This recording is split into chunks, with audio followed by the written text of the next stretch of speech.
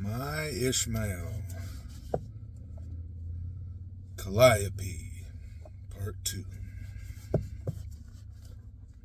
I find, Julie, that I have to make some general remarks about competition in the community of life. Okay. Alan and I are exploring the subject of interspecies competition, competing among different species. A certain set of rules or strategies have evolved in the community of life that assure a lively but limited competition among species. Roughly speaking, they can be summarized this way. Compete to the full extent of your capabilities, but don't hunt down your competitors. Destroy their food or deny them access to food.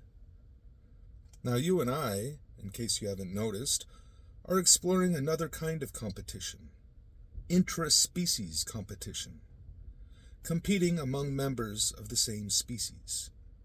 Yeah, I said brightly. Okay. As you can easily notice, in the case of white-footed mice, the rules that apply to interspecies competition don't apply to intraspecies competition. A female white-footed mouse will go out of her way to kill a rival female's pups, but she would never go out of her way to kill a shrew's pups. I wonder if you can figure out why. After working on it for a while, I said, the way I understand it, by killing rival pups, the white-footed mouse is increasing the likelihood of her own reproductive success. It will be her genes that go into the gene pool, not her rivals. Is that right? Perfectly right. Then killing shrew pups won't give her that benefit. Why not? Killing shrew pups would be irrelevant. The genes of shrews go into the shrew gene pool, don't they? Am I understanding that right? Ishmael nodded. You're understanding it right. The genes of shrews go only into the shrew gene pool. Then killing shrews can no more increase her representation in the gene pool for white-footed mice than killing owls or alligators. Ishmael stared at me for so long that I began to squirm. Finally, I asked him what was wrong. Nothing's wrong, Julie. Your ability to give such an answer simply makes me wonder if you've already been studying in this area. No, I said. I'm not even sure what this area is. It doesn't matter. You're very quick. I'll have to be careful not to let you get a big head. Nevertheless, your conclusion is a bit too sweeping. The white-footed mouse would derive some benefit from killing shrew pups, because the shrew pups compete with her and her own pups for some resources. Then why not kill them? Because there are thousands of species that compete with her pups for some resources. She can't kill them all. There is only one species that competes with her pups totally for all resources. For a second, I didn't see it. Then, of course I did. Other white-footed mice. Of course. Killing a nestful of shrews would be of very limited benefit to her. But killing a nestful of white-footed mice represents a clear and undoubted benefit. Yeah, I can see that. This is why the rules that govern competition between species are, and must be, very different from the rules that govern competition within species. Competition within species is always more arduous than competition between species.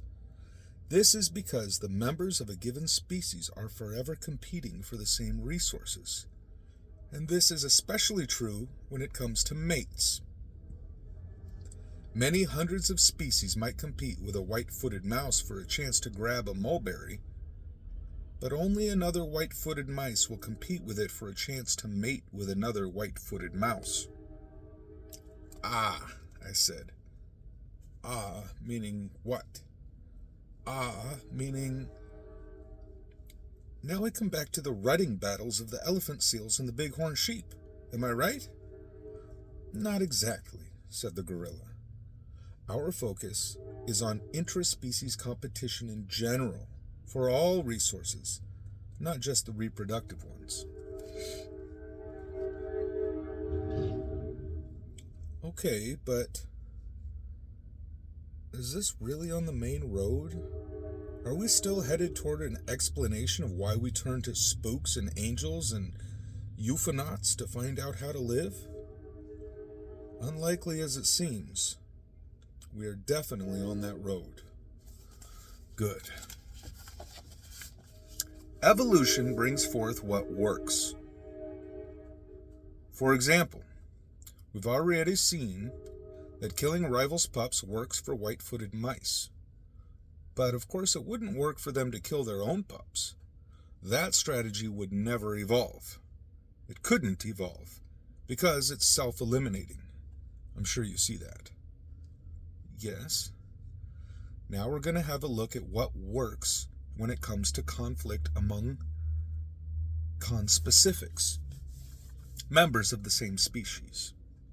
Because conspecifics are constantly competing for the same resources, opportunities for conflict among them arises daily, even hourly. Obviously, therefore, evolution must have brought forth means of resolving these conflicts that are less than deadly. It wouldn't work to have every conflict over resources settled by mortal combat. Yes, I see that.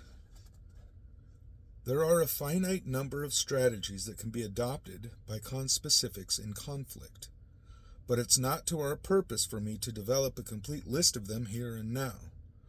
Rather, what I'd like to do is pay another visit to Calliope, to study the ox, to see the strategies evolution has brought forth among them for dealing with conflict. What are ox? Ox are sort of a cross between monkeys and ostriches, if you can picture such a bizarre coupling. Originally, they were birds, but they became so much at home in the trees that flight became superfluous for them. So they are rather like ostriches in that they have stunted little wings. And they're rather like monkeys in that they have very useful grabbing and swinging appendages like hands and tails that enable them to elude most every sort of predator that comes after them. Unlike many species in which the male is superfluous after impregnating the female, the male auk must be on hand to help provide food for newborn offspring. And by the time he's no longer needed as a food collector for the young, the 3 or 4 females under his care are ready to mate again. So, auks have a recognizable sort of family life. When 2 auks come face to face over a luscious piece of fruit, here's what generally happens. They glare at each other, bare their teeth, and shriek. If one of them is distinctly smaller than the other, then it will probably give up rather quickly and slink away. But not always.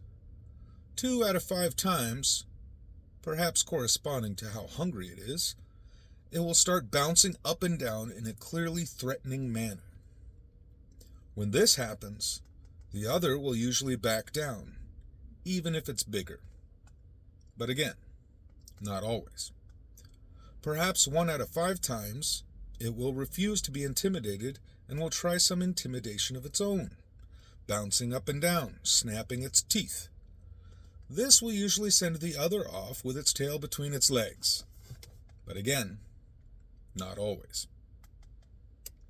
Perhaps 1 time in 10, the smaller will recklessly continue to threaten the larger, and they'll end up in a physical battle that will last 20 or 30 seconds and will result in a few minor cuts and bruises before the victor carries away the fruit. The strategy each auk is following can be expressed roughly as follows. If confronted by an auk competitor, be aggressive, but back down if the other is distinctly bigger, unless you really need the resource and contention, in which case you might occasionally try being a bit more aggressive, just to see if the other will back down. If the other responds by becoming more aggressive, run away, unless you really need that resource and are feeling lucky. Now, of course, I don't mean that this strategy is something reasoned out, but if it were to be reasoned out and articulated in words, then it would be something like that. The ox behave as though they were following a consistent strategy, roughly as I have described it. I understand. Now, this sort of behavior isn't at all unusual. Most earthly species resolve their conspecific conflicts over resources in just such a fashion. It doesn't pay to get into a serious battle over every acorn, but it also doesn't pay to back down over every acorn. It's important to be predictable to a certain extent, but it's also important not to be too predictable. For example, your opponent should know that when you start snapping your teeth at him, you're pretty likely to attack. On the other hand, your opponent shouldn't be able to count on your backing down just because he starts snapping his teeth at you. Right. Again, this sort of strategy evolves because it works, again and again, for all sorts of species, and very probably all over the universe. Yeah, that makes sense. Ishmael paused to think for a moment. What I'm pointing out is that if you were to take the journey you fantasized in your daydream, you would find the same general evolutionary background everywhere. Because everywhere, and not just on this planet, evolution is a process that intrinsically and invariably brings forth what works. And what works is not going to vary dramatically from one planet to the next. Wherever you go in the universe, you will find species going out of existence by failing, but never coming into existence by failing. Wherever you go in the universe, you will find it never pays to fight to the death over every morsel of food. I closed my eyes, settled back in my chair to ponder that for a while. When I came to, I said, "You're telling me something about the wisdom I would have found if I'd been able to take that galactic journey, in fact." He nodded. Yes. In a sense, the two of us are taking that journey right here, without leaving the ground. To proceed, in my initial examination of the competition strategies of Ox, I felt it best to postpone the very important element of territoriality. I'd like to catch up on that now. Humans often misunderstand animal territoriality by thinking of it in human terms. A human group will tend to start out by finding a territory for themselves, a place to call their own. They carve out a piece of real estate and say, "This territory is ours, and we'll defend it, everything in it." People therefore assume that an animal is making the same sort of statement when it goes out marking a territory with its scent. This anthropomorphism leads to much confusion. This is not only because animals are incapable of this level of abstraction, but also because they know nothing about territories and had no interest in territories. To begin at the beginning, an animal never goes looking for territory as such, a place to call its own. It goes looking for food and mates, and when it finds them, it draws a circle around them that says to conspecific rivals, "The resources inside this circle are taken and will be defended." It doesn't give a hang about the acreage itself, and if the resources in it disappeared, the animal would walk away from it without a backward glance. "That seems obvious enough," I offered. Ishmael shrugged. "Every path is plain once it's been opened. However, Having established that there is a difference, we can proceed as if it didn't matter. For the most part, animals defending their resources act exactly as if they were defending a territory. We can begin by noting that animals don't defend their territory against all the thousands of species that invade it. They couldn't, and they don't need to. The only species they must defend it against is their own, for reasons we've already noted. Territoriality adds another dimension to conspecific conflict. 40 years ago, the great Dutch zoologist Nicholas Tinbergen constructed a marvelous demonstration of this, using 2 male sticklebacks that had built breeding nests at opposing ends of an aquarium. Tinbergen used 2 glass cylinders to trap the sticklebacks and move them around the aquarium. Let's call them red and blue. When he brought red and blue together in their cylinders at the center of the tank, they reacted with equal hostility to each other. But when he moved them towards Red's nest, their behavior began to change. Red tried to attack and Blue tried to retreat. When he moved them to the vicinity of Blue's nest, their roles reversed. Blue tried to attack and Red tried to retreat. This, by the way, also demonstrates the territorial fallacy. The sticklebacks are clearly not contesting water. This is the element that territoriality adds to the strategy typically followed by conspecifics in conflict. If you're the resident, attack. If you're the intruder, withdraw. If you have a dog or a cat, then you have seen this strategy enacted many times in the vicinity of your own home. Yes, but speaking of cats and dogs raises a question about animals and territoriality. Cats and dogs will often insist on going back to an old home even after their human family has moved on to a new one. Ishmael nodded. You're absolutely right, Julie. I wasn't thinking about domesticated animals when I made those remarks. Domesticated animals display a very human attitude toward territory, and of course, this is largely what makes them domesticated. The very term to domesticate means to attach or accustom to a home. If they're abandoned and allowed to run wild, however, you'll see them quickly shed this attachment to home as utterly unworkable for them in the feral state. Yeah, I see that, I said.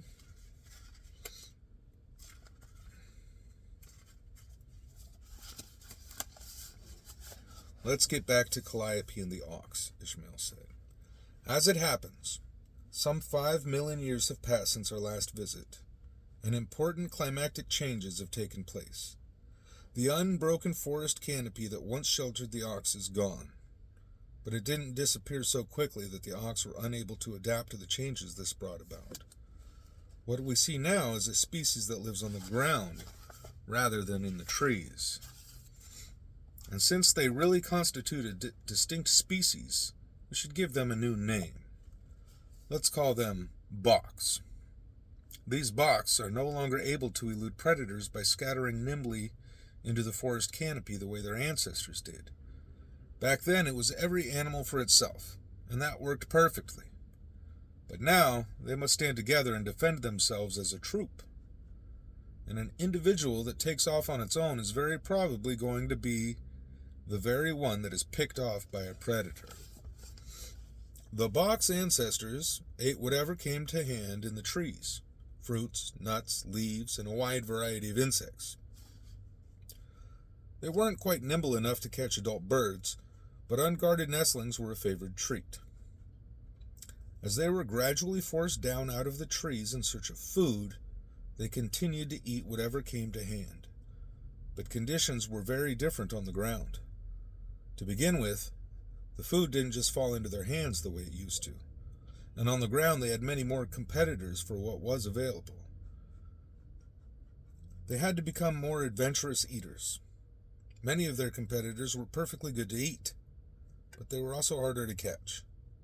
Because bocks were not nearly as nimble on the ground as they had been in the trees, the bocks gradually developed something to compensate for their individual lack of speed. and that was the teamwork that would make them successful hunters, something their ancestors had never needed to be. The nature of competition among them had changed. Although individuals still compete with the other individuals for resources, each individual's overall success also depends on cooperating with other individuals to assure the success of the troop. Now, as I've mentioned, Ox just scattered into the forest canopy when attacked. But Boks aren't fast enough on the ground to do that. They have to stand together and fight as a team. Ox were strictly individual foragers, which worked perfectly well in the trees. But Boks, confined to the ground, have better success foraging in teams. Now we see that the state of competition isn't primarily individual against individual, but rather troop against troop. Nevertheless, although the competitive unit has changed, the strategies are the same. If your troop is the resident, attack. If it's the intruder, retreat. If neither troop is resident or intruder, follow a mixed strategy. Threaten the other troop, and if it retreats, fine. But if it threatens back, then attack sometimes and back down sometimes. Or if threatened yourselves, threaten back sometimes and retreat sometimes.